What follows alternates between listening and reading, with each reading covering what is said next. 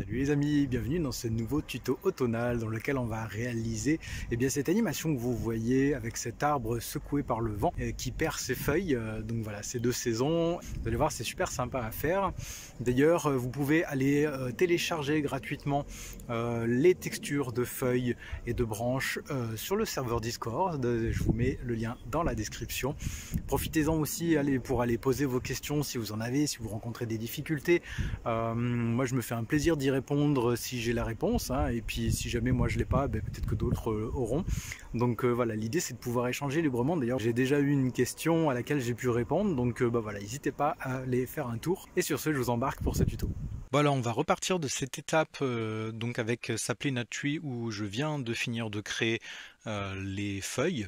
Donc pour la démarche pour créer un arbre avec cet add-on, je vous renvoie à la vidéo, donc je vous mets la petite vignette pour que vous puissiez aller la visionner si jamais vous ne l'avez pas déjà fait, et vous pouvez tout à fait aller télécharger la texture que j'utilise pour avoir des feuilles donc là de chêne qui sont voilà, ambiance un peu automne, donc avec cette couleur un peu marron. Donc ça pareil, vous avez le lien pour aller vers le Discord et vous allez dans l'onglet ressources du Discord pour télécharger tout ça. Voilà, ok, donc on va partir de là. Donc il va falloir, sachant que si vous avez déjà créé des modèles d'arbres avec ça, il va falloir en recréer un. Pourquoi? Pour créer l'armature, tout ça, parce qu'en fait on va continuer à utiliser l'add-on Sapling Tree pour l'animer. Sachant qu'une fois que le menu est fermé, c'est difficile d'y revenir. Donc on va repartir de ça. Ok, donc ici on est dans l'onglet Leaves de l'add-on. On va simplement aller dans l'onglet Armature qui est ici. Et vous voyez qu'il nous propose de créer, d'utiliser une armature pour notre arbre. Donc on va simplement cocher ça. Donc il va créer l'armature. Donc vous voyez que ça nous a rajouté les petites tiges noires qui composent l'armature en question. Et il nous propose en dessous de faire un mesh, donc de faire un objet.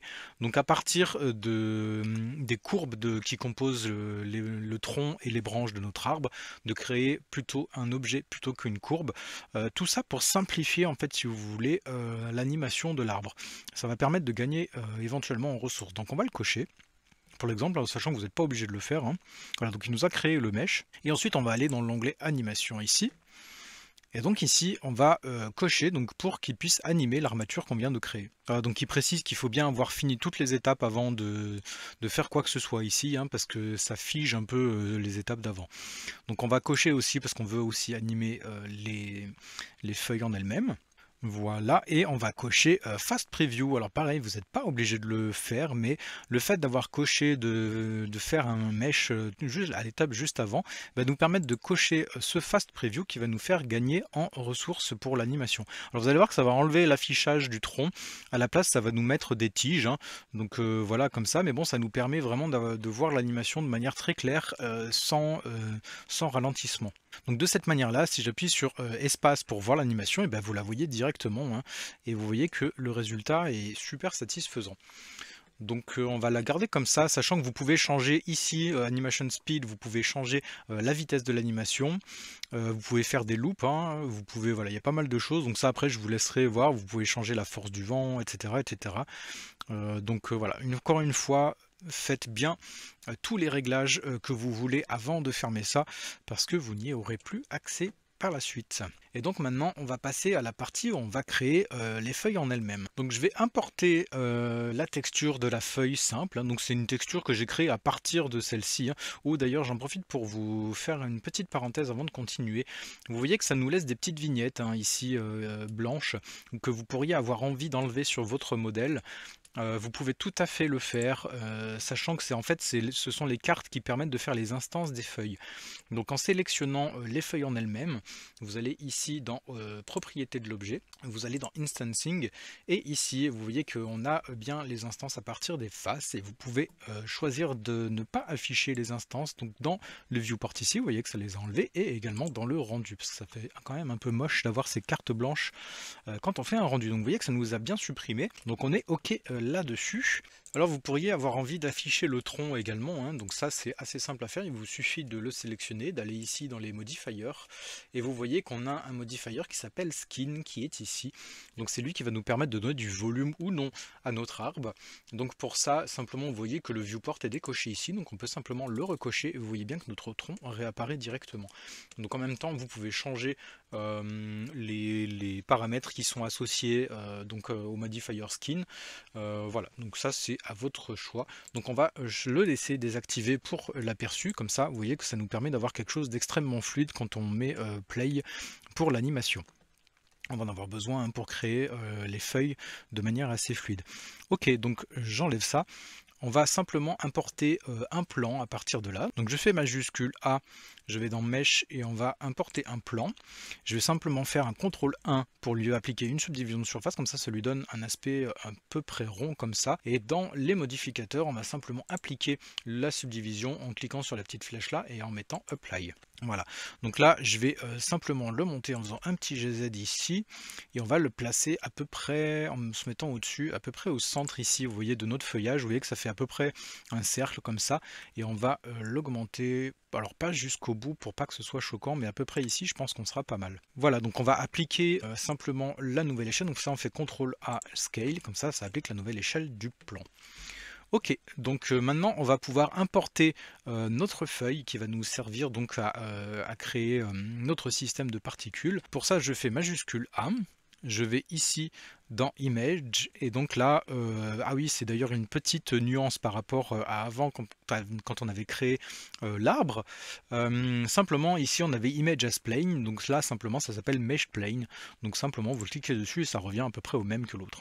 Voilà, donc ici je retrouve ma texture de ma feuille, donc je double-clique dessus pour l'importer. Je vais faire un Alt R pour annuler toutes les rotations qui ont pu être faites dessus. Et lui, on n'a pas besoin de changer son point d'origine, de le mettre simplement à la base de la feuille, tout simplement parce que ça va créer une animation. On n'a pas besoin de le projeter sur un tronc ou sur des branches, donc ça pose pas de souci de le laisser comme ça. Ok, donc par contre je peux simplement le cacher. Alors après vous pouvez simplement aussi lui rajouter de la topologie si vous voulez quelque chose de plus voilà, de moins plat, on va dire. Donc ça après c'est à vous de voir.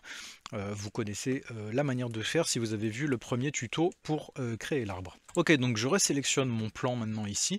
On va aller sur les propriétés de particules ici, on va cliquer sur le petit plus pour créer un système de particules. Donc pour l'instant nos particules ce sont ces petites voilà, ces petites boules qu'on aperçoit ici. Donc simplement on va changer ça. Ici simplement en nombre on va passer à 500, on n'en a pas besoin d'autant. Donc seed, vous mettez bien ce que vous voulez, concrètement ça ne changera pas grand chose, ça va changer la disposition là du point de départ des feuilles. Ce qu'on va avoir besoin de changer c'est par rapport à l'animation. Alors je vais simplement recréer ici une timeline pour qu'on voit un peu mieux ce qu'on fait. Là voilà. Hop, donc je vais réduire ça, donc vous pouvez agrandir et réduire avec la molette comme vous pouvez le voir. Donc je vais réduire ça. On va aller ici dans les propriétés de sortie. Pourquoi? Parce que vous voyez qu'ici on est à 240 images au maximum, 250 pardon, images au maximum. Donc pour notre animation, ici on va créer une loupe à peu près de 120 images, ça devrait suffire. Donc ça vous le retrouvez dans les propriétés de sortie ici. Vous voyez qu'on est à image de départ 1 et image de fin 250. Donc simplement on va passer à 120 à la place et vous voyez qu'on a bien ici notre animation qui va être loquée à 120 images. Voilà, pour rappel, on a 24 images par seconde, donc ça va nous faire une animation qui n'est pas très longue, mais qui est largement suffisante pour l'exemple. Ok, donc on peut retourner ici dans les propriétés du système de particules. Donc ici, il va nous faire démarrer à l'image 1.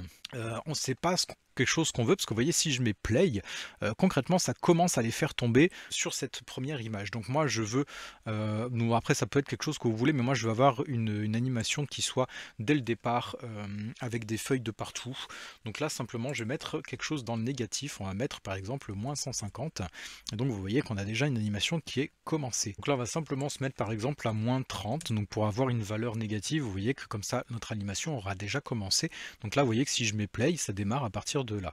Donc c'est vraiment quelque chose qui est très sympa pour avoir déjà les feuilles qui sont tombées dès le départ, si vous voulez commencer une scène pas à partir de 0. Voilà, et donc pour la fin on va vouloir se mettre au moins à 120 pour avoir l'animation qui se termine propre, comme vous pouvez le voir. Donc on peut même mettre un peu plus pour que ça ne finisse pas en bas. Vous voyez qu'on en a moins sur la fin. Sur le bas, donc là on peut éventuellement même monter à 150 pour être absolument tranquille. Ok, donc lifetime ici on est à 50, donc ça va devoir bouger plus tard, vous allez comprendre pourquoi. Donc simplement ici on va passer directement à l'onglet render. Pourquoi? Parce qu'on veut que ça affiche nos feuilles à la place de ces petites boules, hein. Donc ça c'est dans l'onglet render que ça se passe. Donc vous voyez qu'ici le rendu se fait à partir de Halo, donc c'est les fameuses boules en question. Donc à la place on va choisir objet ici. Et on va venir choisir l'objet de notre feuille. Et donc là, vous voyez que c'est bien notre feuille qui remplace. Voilà, donc par contre, l'échelle est vraiment petite. Donc là, on peut passer à une échelle un peu plus forte, par exemple à 0,18, voire même, vous voyez, on va créer de l'aléatoire. Parce que là, on est à 0,18 pour toutes les feuilles absolument. Donc on va simplement mettre de l'aléatoire plus forte pour avoir vraiment des feuilles plus ou moins grosses. Alors après c'est à vous de jauger l'aléatoire que vous voulez, mais là vous voyez qu'à peu près à 0,8 on est plutôt pas mal. Voilà, ensuite ce qu'on va vouloir créer c'est de la rotation, parce que vous voyez que là elle tombe toute droite, toute plate, ce qui n'est pas forcément très heureux. Donc vous voyez qu'on a un onglet rotation ici, donc simplement je l'ouvre, on va le cocher et on va mettre donc simplement randomize à fond pour venir mettre de l'aléatoire dans tout ça. Donc vous voyez que déjà ça rend quelque chose de plus sympa. Ensuite donc la phase, ça c'est la manière donc, où elle est orientée à la base, donc ça on n'a pas besoin d'y toucher. Par contre on va cocher dynamic pour que ça puisse, pour que cette orientation de base puisse évoluer. Donc ensuite on va dérouler Angular Velocity, ça va permettre de changer l'orientation au fur et à mesure de la chute. Donc là au lieu de Velocity on va simplement se mettre sur Random et on va pouvoir augmenter simplement la valeur. On peut se mettre éventuellement à une valeur de 1 qui suffit largement. Ok, donc vous voyez que ça nous crée bien un changement d'orientation au fur et à mesure de la chute. Mais bon, là, un autre problème qui persiste, eh bien, c'est que nos feuilles tombent très vite, très fort, comme si elles étaient hyper lourdes alors qu'elles ne sont pas censées l'être. Donc je peux replier mon onglet rotation. Donc ça, pour y pallier, on va passer dans l'onglet Physics. Et donc là, vous voyez que chaque feuille fait 1 kg, ce qui est beaucoup trop. Donc on va simplement passer à une valeur de 0,01 pour passer à quelque chose de beaucoup plus léger. Mais là vous voyez que pour l'instant ça ne change pas grand chose, parce qu'on va devoir changer les forces qui agissent également sur nos feuilles. On va toucher à Brownian. Donc Brownian va rajouter un effet un peu de shake qui va faire bouger un peu nos feuilles de manière aléatoire. Donc par contre il ne faut pas aller sur une valeur trop forte, par exemple 0,5, ça peut être sympa. Ensuite on a la valeur damp qui va venir donc ralentir la chute de nos feuilles. Donc pour ça on va mettre à 0,35 et là vous voyez qu'on a bien un effet extrêmement ralenti. Donc là ça commence vraiment à faire quelque chose de sympa. Alors pourquoi je vous disais tout à l'heure qu'on allait retoucher à la valeur lifetime? Et bien vous le voyez exactement là, la valeur damp en fait touche à la durée de vie de nos feuilles. Donc vous voyez qu'elle ne tombe plus vraiment très bas. Donc là on va devoir simplement retoucher notre valeur de lifetime ici et la passer au lieu de 50 à 150 pour avoir des feuilles qui descendent à nouveau beaucoup plus bas. Et donc ici on va devoir retoucher également à notre frame start, parce que là vous voyez que ça redémarre bien trop tard. Donc on va passer à moins 150. Là normalement on devrait être pas mal. Donc bon, ça nous a foutu un peu en l'air nos trucs, donc on va simplement réinitialiser tout ça. Et là vous voyez qu'on commence à avoir une animation qui est vraiment très plaisante.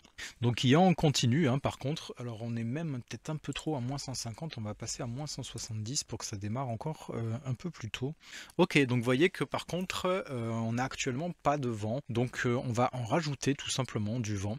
Donc pour ça, on va ajouter un empty, ce qu'on appelle un empty, donc c'est un objet qui ne comprend aucune face ni rien, qui ne ressortira pas dans notre rendu, mais qui va nous permettre voilà, de l'utiliser pour appliquer un peu des effets. Donc pour ça, je fais majuscule A, on va dans empty. On va prendre single arrow qui va permettre de donner une direction. Donc vous voyez qu'il a bien une flèche vers le haut. Donc je vais l'amener sur le côté là et je trouve assez sympa de donner l'orientation par là-bas à notre vent. Donc simplement je vais donner cette orientation là avec une rotation à notre flèche. Ok, donc là on va venir maintenant ici dans l'onglet Physics Properties qui est ici. Donc en ayant bien sélectionné notre empty, on va mettre Force Field. Ici au lieu de Force, on va mettre Wind. Et donc là vous voyez que ça nous envoie un vent extrêmement fort sur nos feuilles qui n'en peuvent plus. Donc on va baisser drastiquement la force. On va passer par exemple à 0,1, je crois que c'est pas mal.